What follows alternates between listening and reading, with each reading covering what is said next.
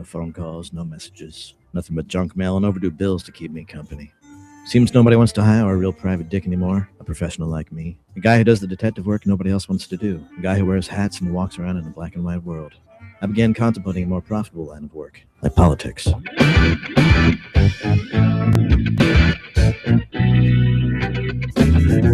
are the show you want to know. It's time to talk to you. All right, folks. Good morning. Good morning. Welcome to the Thursday edition of the Joe Mangiacotti Show here on AM 830 WCRN. Let's do some housekeeping. You can join the conversation over the next hour at 508-871-7000. That's 508-871-7000. And our text line, that's up and running. So you can text the show just like you would text anyone else. Simple at 617-297-8388. 617-297-8388. It does appear on a screen here in the studio in real time. I can always, when I come on and sign on, I see all the texts that people have sent, say, to other shows during the week, and I do my best to make sure that they've seen that. All right, 508-871-7000 to join the conversation, and don't forget that this station, like thousands of other radio stations do, we stream to the TuneIn app, which means you can take us anywhere, and I love that feature. Whether you're getting in and out of the car, you can just stream it on your device. Whether it's your phone, your smartphone, your tablet, whatever, or just from your computer at home, that's fantastic. Now, I do stream the show to the station's Facebook page, my social media stuff at Joe Mangi Show. So that's X and Facebook and Twitch TV, LinkedIn profile, and of course, to the YouTube channel and the Rumble channel. And we started, I don't know how many weeks ago now, but we are now streaming on Instagram. And a lot of you apparently are watching it on Instagram. Today is behind the glass flying the board back at HQ. So when you call 508-871-7000, he will get you set up and into the studio for two-way talk and conversation. So it's always a debate. What do we cover each time? I do want to talk today a little bit about Todd Blanche Attorney General nomination and, of course, a lot on, because this has been interesting, the Jay Clayton hearing. And actually later in the second half of the show, after 11:30 break, Frontiers of Freedom Institute President George Landrith will join me. George, and I know you've known him, he's filled in for me, you hear him on the weekly report. He's a Washington guy, conservative Washington guy, but he spends his days on the Hill or in DC somewhere at luncheons and congressional breakfasts and meetings on the Hill all the time. So he has a very unique perspective into the hearings. He has a unique perspective as to what's being said among the Washington people. So I said, hey, you want to jump on?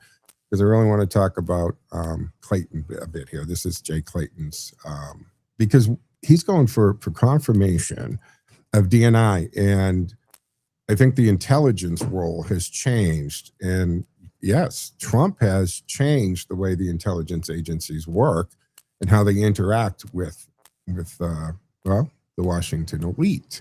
And what we're seeing going on from the Mar-a-Lago raid on, well, we'll get into it, but we're going to talk about that. But the Attorney General role here, so he's acting. So Todd Blanche is acting Attorney General. He's seeking the Senate confirmation, of course, to hold that office permanently. And the Judiciary Committee held its nomination hearing yesterday. It continues today. The official committee page hasn't posted a committee vote or reported a nomination to the full Senate yet. Therefore, today, now, it's happening. And acting Attorney General Todd Blanchard has completed his Judiciary Committee confirmation hearing, but just hasn't been confirmed. So that's the thing. So they will still get into this today, and they'll talk about it. We'll ask George a little bit about that as well. The other thing, and it's been on my notes here for a couple of shows, and I don't know if it's on your radar screen yet here, but we've had some massive explosions around the country lately, right? It's like 6 explosions happening May 21st and May 30th. It was like this week where things just blown up all over the place. The shipyard explosion on Staten Island, the Garden Grove chemical tank emergency Then there was the Longview, Washington paper mill disaster, a Dallas apartment complex explosion, the Blue Origin rocket. Remember that exploded? Think how bad that would have been. Captain Kirk could have been on that one. And a meteor airburst right here over Mass in New Hampshire. I don't know if you guys remember that or felt it when it happened. So there is presently no evidence here that these events, that connected or coordinated, terrorist related, or part of sabotage campaign or anything like that. I'm not suggesting that. But the montage combines industrial accidents, a gas line strike, intentionally conducted rocket engine tests, a chemical emergency that never actually exploded, and a naturally occurring phenomenon, a meteor hitting the Earth or exploding over the Earth. Very interesting. They're all not connected. Of course, it reminds me of one of those, Christian novels or one of those guys that writes the book, or the mechanic, right? Specializes in political or corporate assassinations all look like accidents, and that there's no connection here till the spunky junior analyst or the reporter kind of finds, oh no, they're actually all part of a bigger picture of somebody. I'm not suggesting that. It's just jumps out when you see and you're looking online, you're reading a bunch of stuff, and all of a sudden you start seeing an explosion, and within 24 hours another one, and the next day another one, and you say, well, this is weird. What's going on here? The Staten Island shipyard explosion, that was on the 22nd of May. May ship repair, Marinas Harbor in Staten Island. Now, 57-year-old Zhuxing Li was killed in that explosion. Major fire occurred inside the dry dock. It's a dry dock. That's where it's a garage for ships, where you put your ship for everything from mechanical repairs or repairing the hull or scraping the hull and all that. 36 people injured there, most of them firefighters and emergency personnel. And the FDNY ultimately classified the explosion as accidental. So investigations determined that vapors from flammable industrial paint accumulated in a confined space and it ignited it. The Garden Grove chemical tank emergency happened between the 21st and the 26th of May. GKN Aerospace in Garden Grove, California. Now this tank, it contained approximately 6,000 to 7,000 gallons of methyl methacrylate, or MMA. Started to overheat, and that's a very flammable chemical. It's used in plastics and industrial manufacturing. So of course, heat, rising temperatures, pressures created fears of runaway chemical reaction, potentially catastrophic explosion. So about 40 to 50,000 people were ordered to evacuate at the peak of the emergency. And there was a crack in the tank that allowed the pressure to vent. And the temperature, because of that, fell, and authorities concluded that the immediate explosion risk has passed, but it could have happened, and it was a bad situation. A Longview paper mill tank, right? Dynaway Packaging, Longview, Washington. Massive industrial tank, they're known as Tank G, it collapsed or it imploded. 11 workers were killed in that, with several others seriously injured. Now, the tank is designed to hold under 1 million gallons, about 900,000 gallons. It contained white liquor. That's a highly caustic solution involving sodium hydroxy and sodium sulfide. Now that's used in paper production. So, of course, the Chemical Safety Hazard Investigating Board opened a formal investigation. Nothing's been determined, but another interesting situation. And it is a case to watch. Of the 6 incidents at Longview, most warrants a sustained investigation because there was deferred maintenance, inspection records, pressure relief systems failed, early warning signals, worker safety procedures, and whether regulators or management missed a very preventable hazard there. And then there was the Dallas apartment explosion. The Clyde apartment building in Oak Cliff, Dallas. Natural gas explosion. The fire destroyed part of the apartment building. 3 people lost their lives in that one, including a child. And 6 others were injured. So these are tragic things. And of course, the Blue Origin rocket explosion. Cape Canaveral. It's funny to say Cape Canaveral. Because isn't Cape Canaveral, right? It was Kennedy and Space Center and then Cape Canaveral. Media is referring to it as Cape Canaveral now. Surprise hasn't been changed to Donald Trump Space Center, but it's still early, right? So the Cape Canaveral Space Force Station in Florida, the New Glenn rocket exploded during an integrated hot fire ground test. No persons were killed. And the rocket was destroyed and launch infrastructure sustained some damage. Elon Musk has talked about this because we would watch all kinds of SpaceX stuff blow up on the pad, blow up after taking off, and it would be whatever it was, $1 billion when this happens. And Musk, like a true visionary Nikola Tesla type of thing, said, "Well, that's great. It's like Edison and the light bulb. You got to fail X thousands of times before you get it. And every time something like that happened, it brought a default to their attention, and they were able to engineer their fix on it and so forth. So even when engineers, right, deal with these self-driving cars, Rayu or whatever it is. And I remember a year or so ago, because we mentioned it on the show, that one of these cars, I think it was in San Francisco, hit a bus. It was an emergent situation.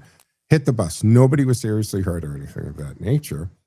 But the Waymo company and the engineers, they were excited little nerds about it because the data that they were able to collect and how they were able to look at that bus crash with their intelligent car, self-driven car, allowed them to see an error in design, patch it, fix it, so it would not happen again. So you have to sometimes do that with life, right? You got to look at setbacks and failures as an opportunity to reset and fix something, whether it's behavior, engineering, or whatever the case may be. So is something coordinated happening? All the evidence says no, and I'm not suggesting that. I'm just find it interesting. You see patterns sometimes when you're looking at stuff. So Staten Island, accidental ignition of paint vapors. Garden Grove, overheated chemical tank. Explosion, avoided. Longview, industrial tank failure. Cause under investigation. Dallas, gas line damage during drilling. Blue Origin, rocket failure during engine testing. New England, we had a really cool meteor airburst over New England. Not planned. We can't control it. Just another explosion that was happening. So there's some things on this.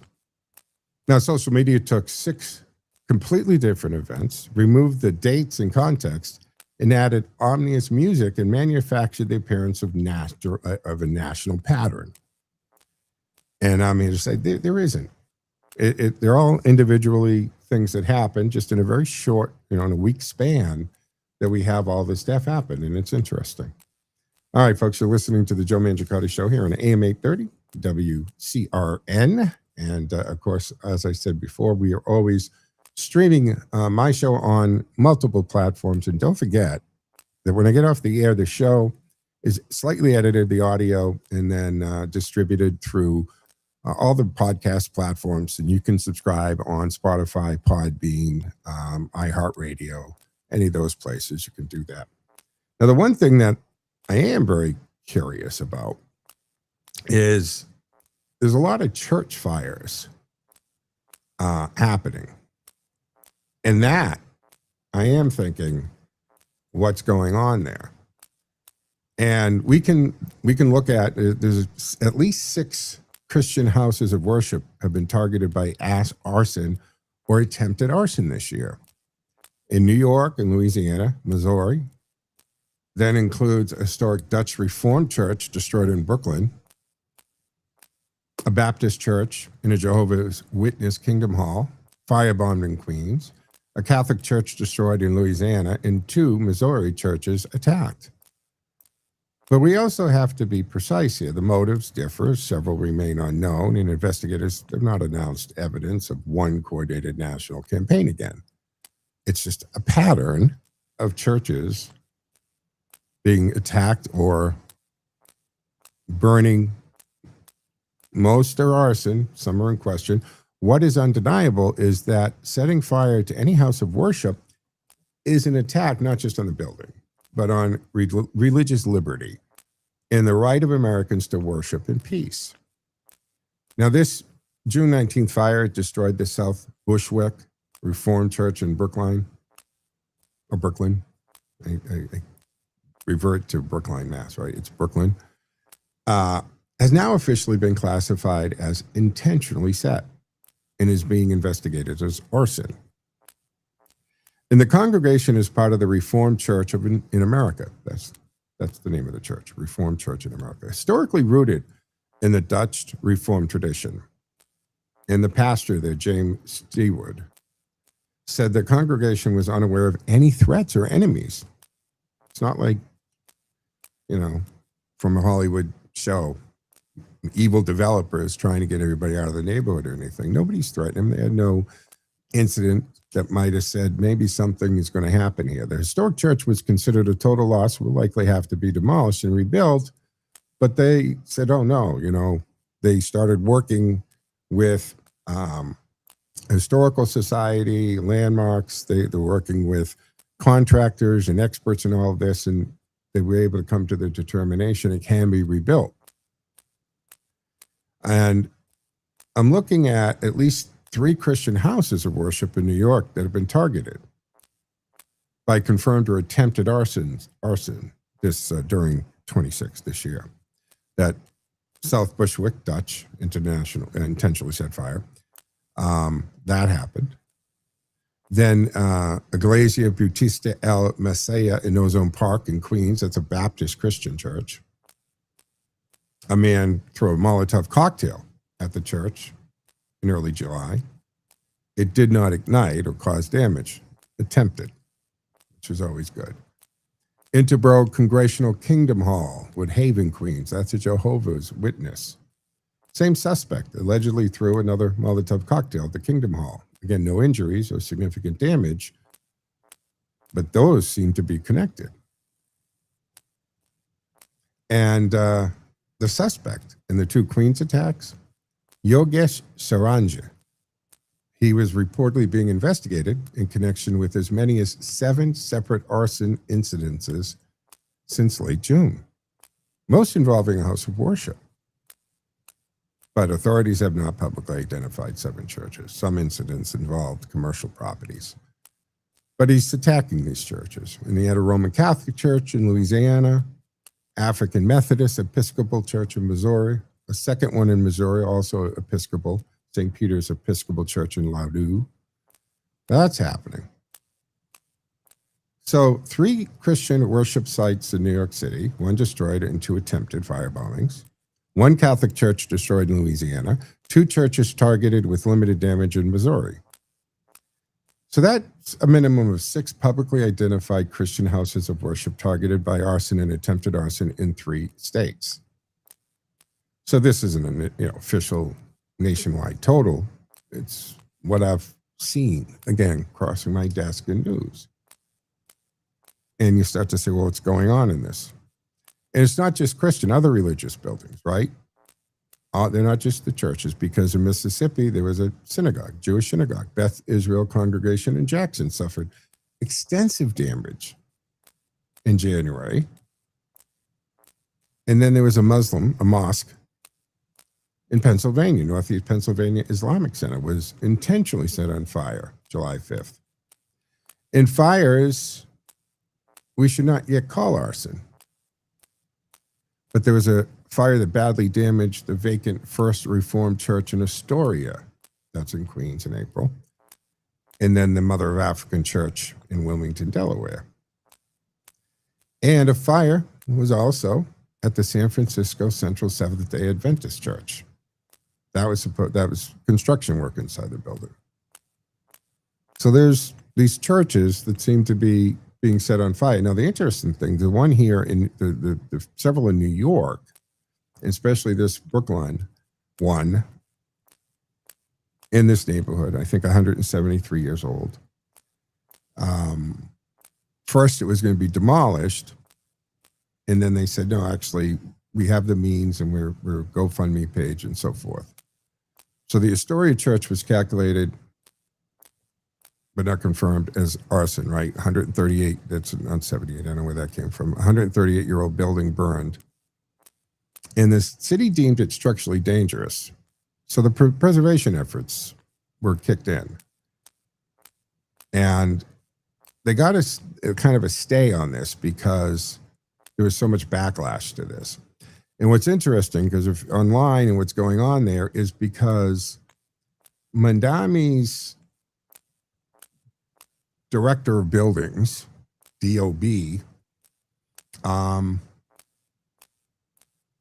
he's Muslim, and he was very quick to demolish these non-Muslim church. So he's getting a lot of criticism for that.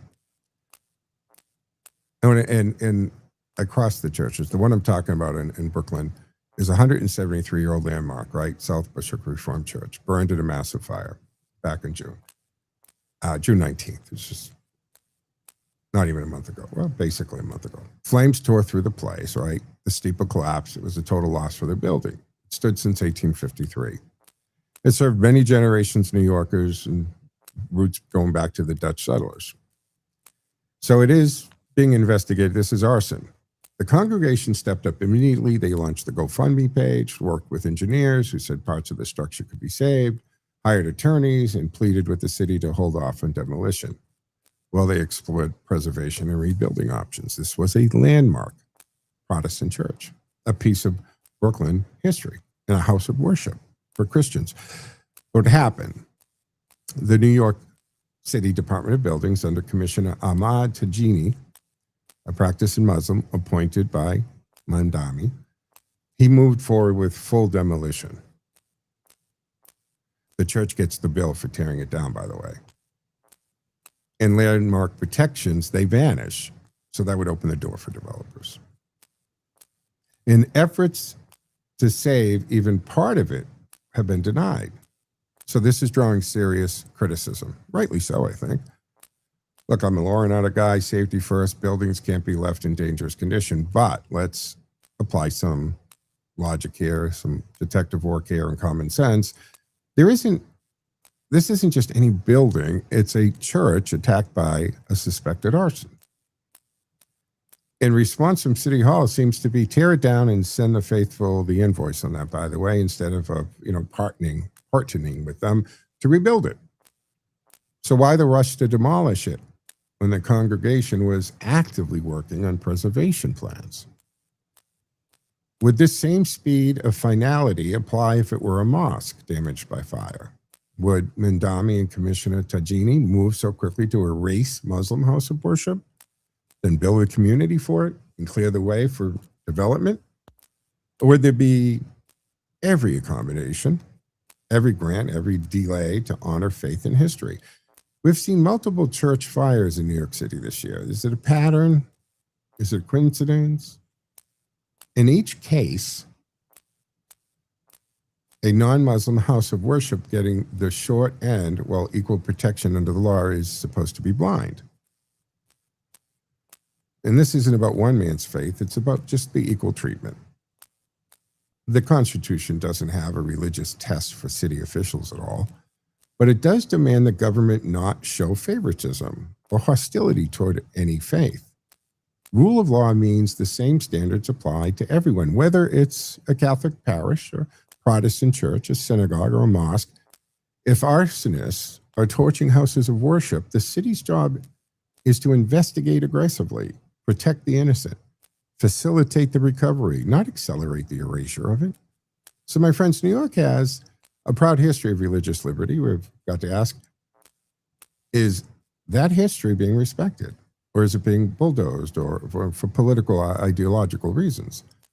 The people in the pews at South Bushwick deserve better here. Every faith community does. This isn't compassion or safety. It's one tone-deaf governance that smells a little selective enforcement, if you ask me. So what do you think? Do you see a double standard here in your neighborhoods? This is why eternal vigilance is the price of liberty. We'll keep digging, but it doesn't, to me, pass the smell test. And the interesting thing is I'm watching a bunch of the stuff on social media and so forth, and then I come across the Italian American Civil Rights League I think that's the same one, isn't that was started by Colombo? Yeah, he had mafia ties and all that, but he started this, and he had a big role in the making of The Godfather and all that. But anyway, I haven't been following them till I saw this particular post that they made. And they're on X under the IACRL, the Italian American Civil Rights League. And it has a picture of the steeple on fire in the church. And it just simply, the post says, foreigners are burning down New York City churches now, ? So their response to this is, dear third worldists, if you ever try to burn down a Roman Catholic church, we'll inflict levels of retribution on you so powerful that you will all be running back to Uganda. Love, the Italians. Now, I don't know. I think that's kind of funny. James Wood, he reposted it saying, you got to love the Italians, but watch this. More churches to come. I think all of a sudden, it just seemed very easy for this administration in New York to erase a house of worship that wasn't of the same faith of them. Or am I reading too much into that? 508-871-7000. What say you on that? That's just an opinion piece on this. But we're going to take a break in a minute here. And when we come back, we should be joined by George Landrith, president of Frontiers of Freedom Institute. And as you know, I'm a senior fellow there. It's a think tank out of D.C. But George is only the second, right? It was started by Senator Wallop from Wyoming, buddy of Ronald Reagan. And the function that we do there is we used to call them white papers, but now because of social media, we still write white papers. But now they're done as postings, or they're done as hits on TV and radio shows. But it's to, issue a further policy or meet with members of Congress after we do the research and we form opinions on something and we present it to them. So George is constantly, as a DC guy, he lives in the area. He has standing lunch meetings, standing breakfast meetings, or whatever the case may be. So George will be able to give us some insight, because I think the Clayton one is of a lot of interest. But we do have to take our mid-show break here on the Thursday edition of the Joe Mangiacotti Show on AM 830 WCRN, or Radio Central. So we'll take a quick break. We'll come back on the other side. Lines are open and available, 508-871-7000. That's 508-871-7000.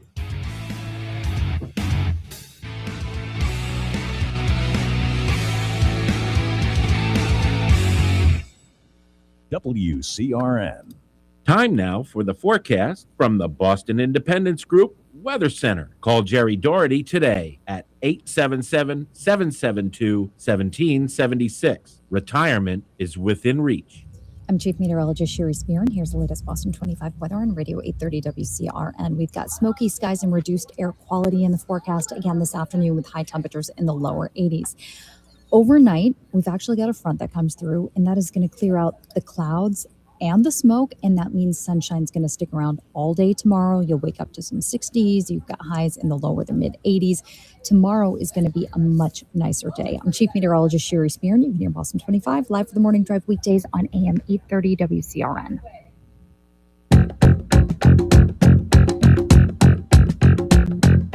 More live and local radio is next. Stay tuned to Radio Central, 830 WCRN. Hi, I'm Lee Gaudette of the Gaudette Insurance Agency, a third-generation family business based in Whitensville with branch office locations in Grafton, Shrewsbury, Westboro, and Southborough. We are a full-service independent agency offering all aspects of insurance to businesses, families, and individuals. We are in the peace of mind business. Call, click, or come in to see us at any of our locations for a free assessment of your insurance needs. Also, listen to Radio Central, WCRN, every Friday morning at 9:30 for the Gaudette Insurance Show. The best Italian cuisine served by some of the nicest folks you'll ever meet is at Ziti's Italian Trattoria. It's fine Italian cooking at the Speedway Shopping Center, 290 Turnpike Road in Westboro. It's like sitting down with your family for an authentic home-cooked Italian meal. From intimate dinners to catering for events of all sizes. From pizzas and calzones to classic Italian dinners. Every meal at Ziti's is one you'll remember. Head on down to Ziti's, 290 Turnpike Road in Westboro.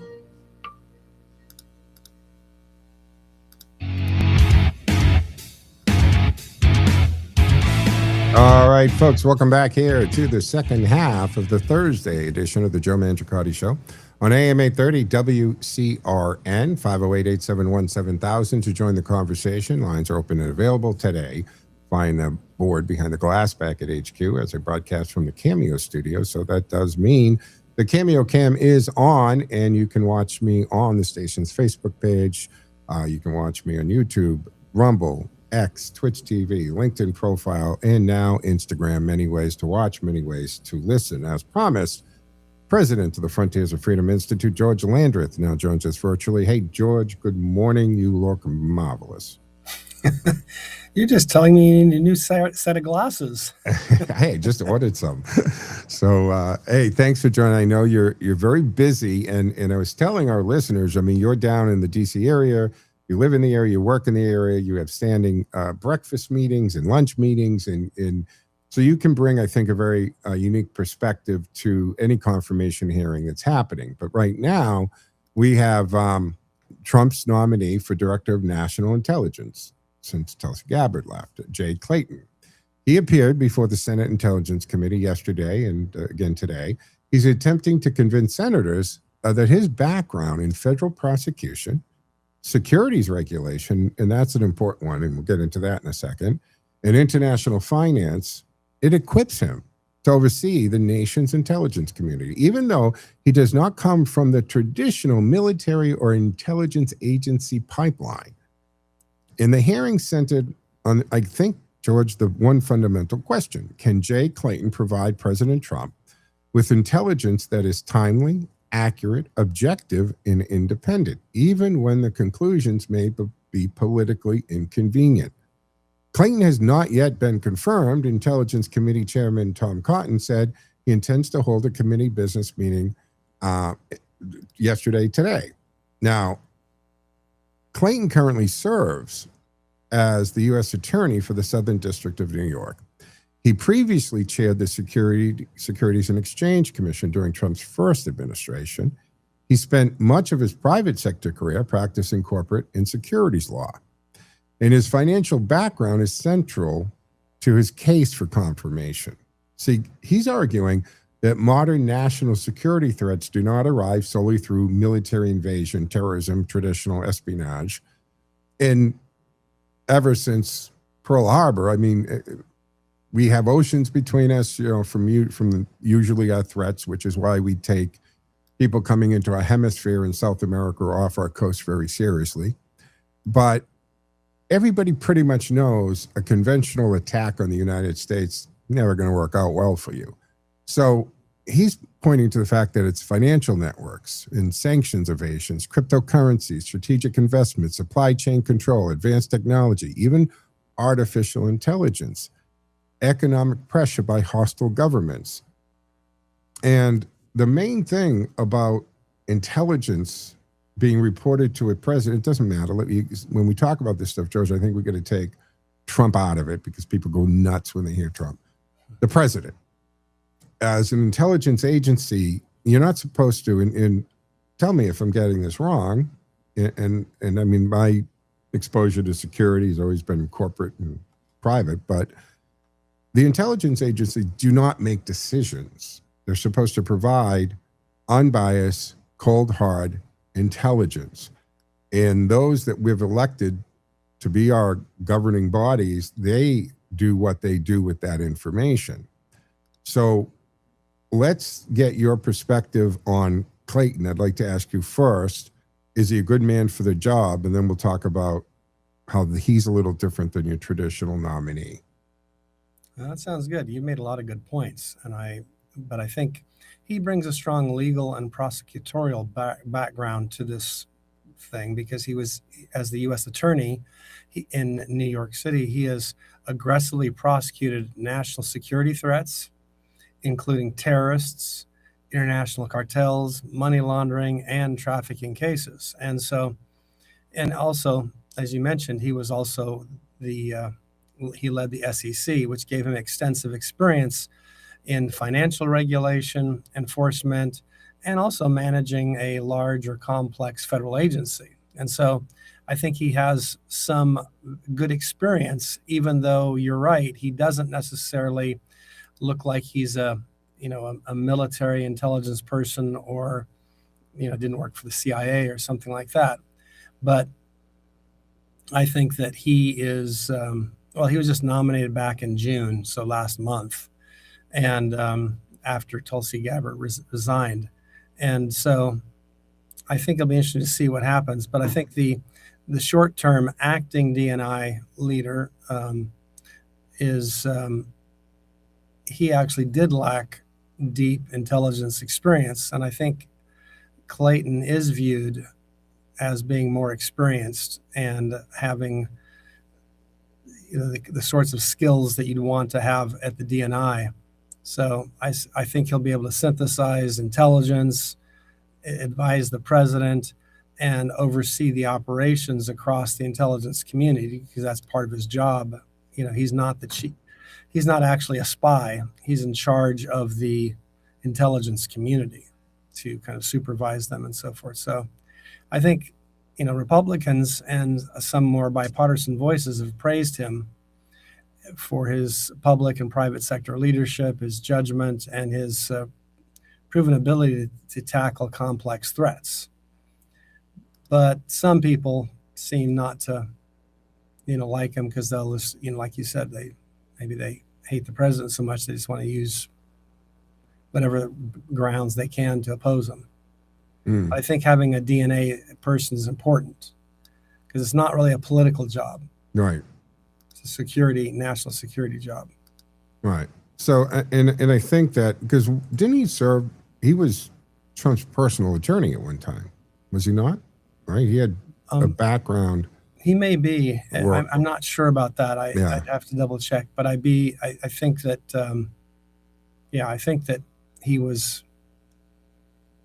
because before he was the local attorney and the prosecutor, he was just a well-respected attorney in general. Yeah, and I know that the Times, right, they've gone to court over some of Clayton's subpoenas, and that's coming out just over last night, because they're continuing today. Then the New York Times formally asked a federal judge to quash subpoenas signed by Clayton that would require 5 Times reporters to testify about confidential sources connected to reporting on security concerns involving the Qatar-provided Air Force One aircraft. Right now, that I don't know what's there, right? But remember, he switched. The Secret Service had Trump switch the Air Force One, go from the new Qatar, the red, white, and blue, very nice looking plane. I guess it's a beautiful plane, all of that. When it was gifted to the United States, and again, it's gifted to the United States, not to Donald Trump, which means Trump uses it only in the capacity as the sitting president, and then the next sitting president can use it if they'd like to, with the Secret Service. Now, a couple things. One is usually all the Air Force Ones are identical looking, right? Just like the helicopters, the take them to and from the White House to Andrews and all that, and they fly, infinity and A patterns and so forth. It's all for security. You can't identify which helicopter the president's actually in. And the same thing, you shouldn't be able at a glance tell which version of Air Force One Donald Trump's in. Obviously this one, because it's painted different. And we're supposed to have all the upgrades. Me personally, George, and you might know this stuff better because you talk to these guys, I don't think that plane has the same security levels that a plane that's built from scratch has. And what I'm saying is the normal Boeing 747s that become Air Force One, they're constructed with everything like mesh wiring, right? It's basically a flying Faraday cage. So you can't zap it with a high energy beam and affect the electronics in it. These are things I can't imagine. You'd have to almost disassemble that plane and reassemble it. So I never was confident that the Qatar plane was ever going to be up to our normal Air Force One standards, but it's a nice gesture and it can be used by secretary cabinets or whatever. But it was a last minute switch. And of course, the blogosphere, I think we used to call it, but you know what I mean, the social media went crazy with conspiracy theories and so forth. Do you think there was more to that went on? Or was it just because, look, Trump is at the top I mean, the absolute pinnacle of most wanted hit list for Iran, right? And a few other countries for that matter. Yeah. Do you think there was something more with that plane switch? Well, no, I think you're right. I think it's very hard to very quickly update a completed and fully built plane to have all the technologies that the Air Force One is, because like you said, when the Boeing builds an Air Force One, they don't just pull off a normal 747 and ship it to the White House. No. It's actually built from the ground up very differently, because not because of it has to fly better, but because it has to be able to deal with. Because when you and I are flying around the country, I don't think there's a lot of people who want to shoot the plane down necessarily. No, but unless they knew we were on it, States, but when you're the president of the United States, that can be much more dangerous. And it wouldn't just be this president. It could have been dangerous, for example, for Ronald Reagan or for Jimmy Carter or for any of them, because some people see it as just a way to. Well, I mean, the current one was ordered after 9/11, the one that ultimately came for for Obama. When Obama took office, that was about the delivery of the new one after, because one thing that they discovered after 9/11 was that plane was not equipped as a command center. They had to, first of all, they had to fly so high to just for safety reasons, again, security, to be out of range of a lot of missiles and things of that nature. When they got so high, they were blind. They couldn't, President Bush at the time, could not really communicate. He didn't know what the hell was going on until, and we know what he landed at a base and then back to DC against advice. But the point is, they realized after 9/11, no, this thing has to be, we need a new one. And like I said, when they build it, it's like saying that, Cadillac sent the White House a standard stretch Cadillac. No. I mean, the Beast, as it's called, the code word for the presidential limousine, is not a Cadillac. It's a tank with Cadillac insignia put on it. I mean, it has a lot of other technologies too, because some might again, shoot, Faraday cage, run tires, all that. They might shoot gas at it, and so it has a filter system so that if they were to do poisonous gas, and it's pressured. The plane and the car, right? They're both pressured, so there's a constant flow. It's pressurized, meaning that if anything that's happening outside can't leak into the car. Right. It's constantly pushing out and pressurized out, so the beast of the plane could fly through explosion dust. It could fly through chemical attack. Nothing's going to penetrate the seal of the beast of the plane. Again, and I'm glad my car doesn't have that, because I couldn't afford to pay for that. And since I've never had, the worst thing I've ever had to drive through is maybe where someone hit a skunk. Yeah. So there was a bad smell in nice the air. But I'd rather not pay an extra $100,000 for my car just to keep the skunk smell out. Absolutely. Once every 10 years. So Clayton, it appears that his nomination will advance, right? Tom Cotton says they're going to take a vote next week, early next week. No precise meeting date has been publicly posted yet. Republican leadership continues to indicate that Clayton is in relatively good shape for confirmation, although the vote may now be a little more partisan than originally anticipated. But the bottom line here, yesterday's contentious hearing, it didn't derail him, right? It probably cost him some Democratic votes, but there is currently no indication of meaningful Republican opposition. And again, this New York Times thing is kind of breaking overnight. So Democrats, some are backing away from the bipartisan support. Chuck Schumer called Clayton's hearing a performance abysmal. Color me surprised.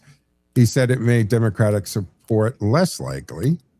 Democrats focused heavily on Clayton's refusal to use their preferred formulation that Biden won. And I did catch this. He said, I'm not election denying, but this comes back because they want you, have you noticed this? The Democrats that keep doing this to nominees and certain Republican politicians who won the 2020.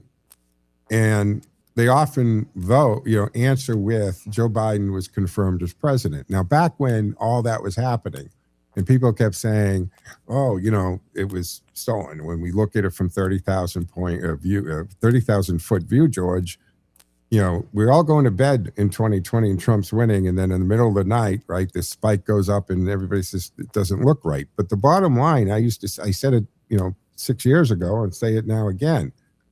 So what? Yes. If it happened, we got to stop it. You can't undo a presidency because that's not what makes them president, right? It's the Electoral College. How did the electorals vote?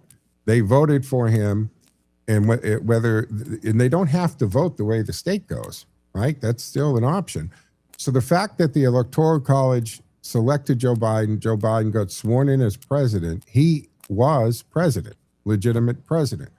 Now, we might have issues with the amount of fraud that took place, but you can't undo in a presidency, right? I mean, how does that happen? There's no mechanism. Oh, we're going to say everything that Biden did or people representing Biden did no longer counts. It doesn't work that way. So they were trying to catch him on this or force him to say that he won. And to my knowledge, he never said he won it. He said Joe Biden was president. He just kept repeating that Joe Biden was president from 2021 to 25. So why are they doing that? Are they trying to spin him off as a election denier and he can't be trusted with providing intelligence if he doesn't agree with their way of thinking? Well, I think they're trying to do that because I think that's just a partisan way of viewing it. But I think a fairly rational thing you'd have to, given all the information we now have, because obviously a lot of data has come up in state by state since the 2020 election that gives us questions as to, was that legitimate? Now, obviously, even if we determine it wasn't legitimate, it doesn't change the fact that he was the president because we can't go back in time. We don't have a time machine for us to go back. And if I did, I don't know if I'd use it on that. Yeah, exactly. There'd be a few other things. Yeah. Right. But so the point is, I think that they're just trying to make a partisan issue out of this because they want people to basically deny that there's evidence of voter fraud. Now, whether it was enough voter fraud to change the outcome has not yet been proven beyond a reasonable doubt. It's not because there's, it's just data out there. But I don't know if it has to be proven at this point because even if you were successfully prove it, what does that mean? But I think the data is interesting, and Americans should at least be aware of it because we need to make sure that we have secure elections. And it's not a good idea to allow elections to flow where you just have a hard time believing. An example would be in California when they have voting come in for 3-4 weeks after the election. They always come in like 99% for the Democrats. Yeah.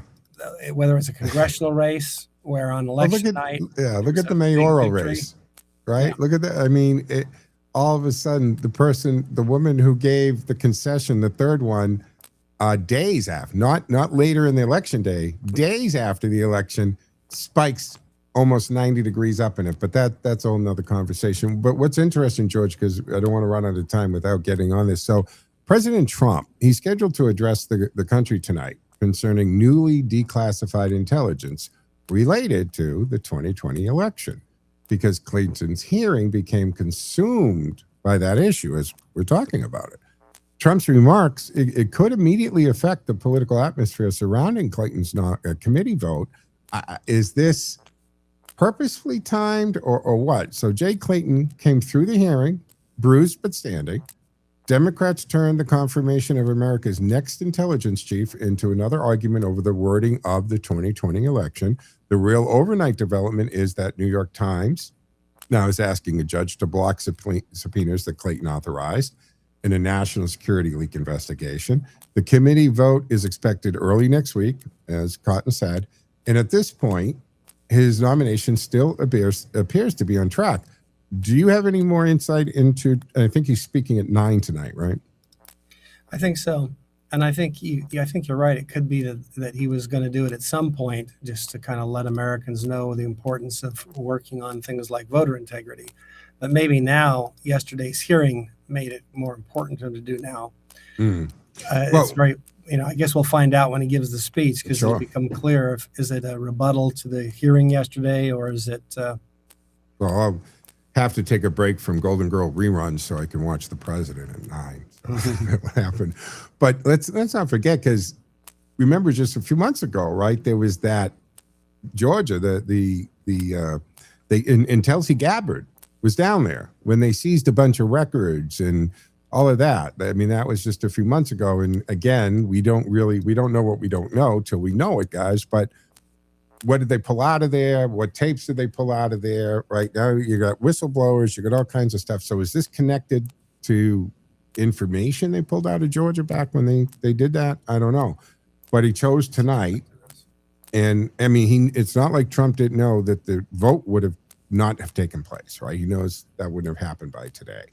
So is it just totally, or is it totally not connected? Does Trump not care, or is just not calculating Clayton's hearing and nomination into this? Is in his, we know how Trump works, right? He's very hard to keep anything quiet. He says absolutely whatever he thinks. He doesn't have that filter, which is why a lot of people don't like him. And it's also why a lot of people do like him. Right? I mean, I spent the early part of my career in this industry and as a news guy, a reporter and an anchor, and I constantly heard from callers and people, oh my God, why are politicians? Why do they always lie? Can we ever get a politician who's just ever going to tell us the way it is? And then we get one. And I think we got that in a Trump, and everybody loses their mind over it. It's like, so you can't have it both ways. I want a president who talks like us, who doesn't always lie and says, and he does. I mean, the stuff that he says causes him a lot of angst and aggravation. So he's even calculating that in. But clearly he's sitting on some information that has come to light. Now, I will be frustrated if it's another promises of things that have happened, but no concrete evidence. And for the love of God, if crimes have taken place, and I totally, George, like you and I believe in the rule of law and due process and the Constitution, but for the love of God, stop talking about it till you're ready to actually arrest somebody, go for an indictment, and have a trial. It's the talking about it where I think the credibility is eroded. Either show us the arrests or tell us nothing you can do about it. It's one or the other. No, I think it makes sense. I'm not sure that tonight's speech is necessarily related to Mr. Clayton's hearing, just because I'm not sure it'll matter much. I mean, even if Donald Trump had absolute proof of voter fraud, I don't think the average Democrat who was asking about that is going to be motivated by what he has to say. So that my point is, I don't know that it's that. I think it may just be more like, trying to help Americans understand why it really matters that we work on voter integrity, because we don't really want to be wondering if elections are secure, fair, or if they're legitimate, because I don't recall in my history that I've ever if you look at American history, that we've spent time worrying about whether our elections were legitimate or not, because I think we believe they were.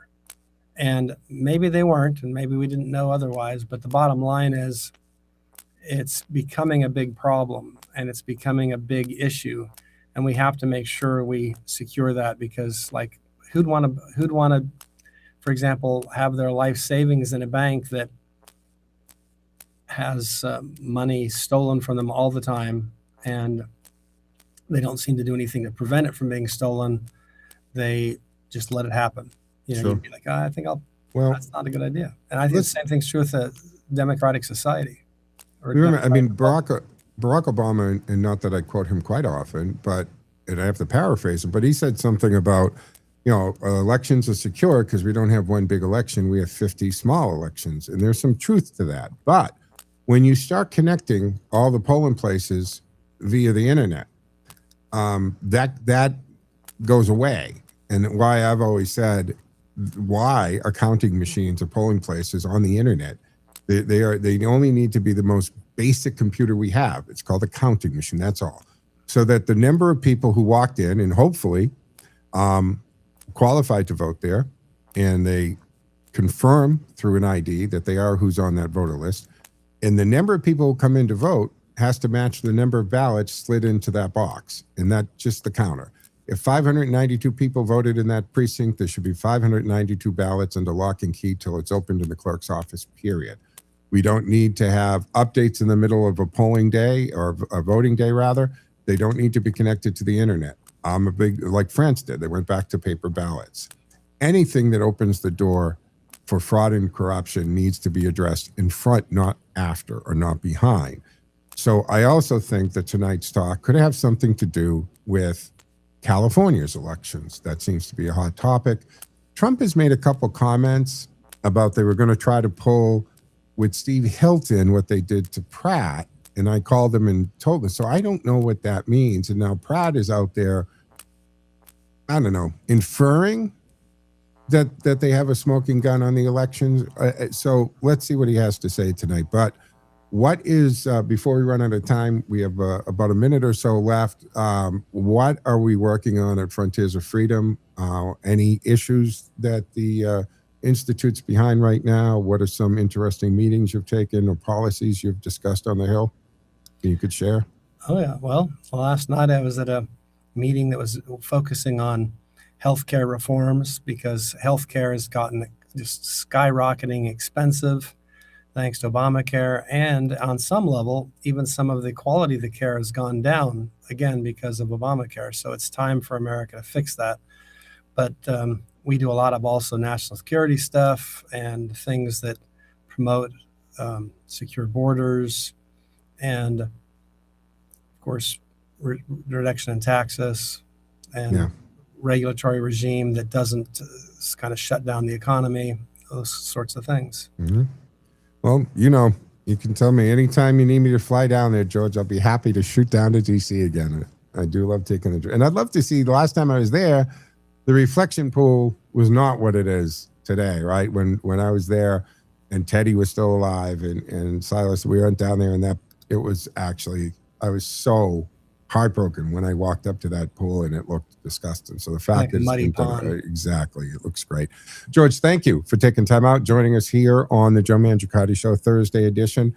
Of course, we'll see you back at the weekly report once that gets underway. That'll wrap up today's show, folks. Thank you for joining us. Joe out.